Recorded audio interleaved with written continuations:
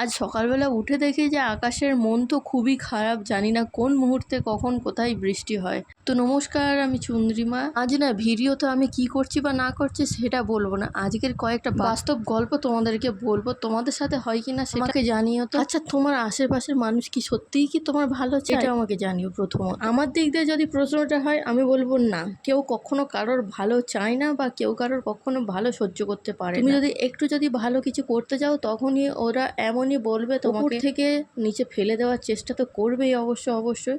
আর যেগুলো হবে না সেই মিথ্যে বদনাম দিয়ে তোমাকে পাড়া প্রতিবেশীর কাছে খারাপ করবেই ওরা। কিন্তু যারা তোমার পেছনে ছুরিটা মারবে, কিন্তু লক্ষ্য করে দেখবে যে তারাই তোমার সব থেকে আপন জন, কাছের মানুষ। তাদের সাথে খাওয়া দাওয়া, ওঠা বসা তোমার সব হবে, কিন্তু তোমার পিঠে ওরা ছুরি মারবে। আচ্ছা, নিজের জিনিসগুলো কি সবসময় ভালো হয়? খারাপ কি কোনোদিন হয় না? না, খারাপগুলো ওরা দেখতে পায় না চোখে। আমি তো সেটাই বুঝতে পারি না। পরে দোষ ধরার জন্য সবাই লাগে, কিন্তু নিজেদের দোষ ধরতে কেউ একবারও দেখে না যে এই জিনিসটাই ওদের দোষ। আসলে কি বলতো, নিজেদের জিনিসগুলো সবসময়ই ভালো হয়, নিজেদের নামে বললে তো বদনাম হয়ে যায়। যার জন্য তো লোকের কাছে আর গল্পটা করতে পারবে না যে আমার মেয়ে বা আমার ছেলে এই করে বেরিয়েছে। লোকের ছেলে মেয়ের নামে ঠিক বদনামটা করা যায় যে ওই মেয়েটা ওই করে বেড়াচ্ছে বা ওই ছেলেটা ওই করে বেড়াচ্ছে। আসলে পাতি বাংলায় একটা কথা আছে, সেটা কি জানো?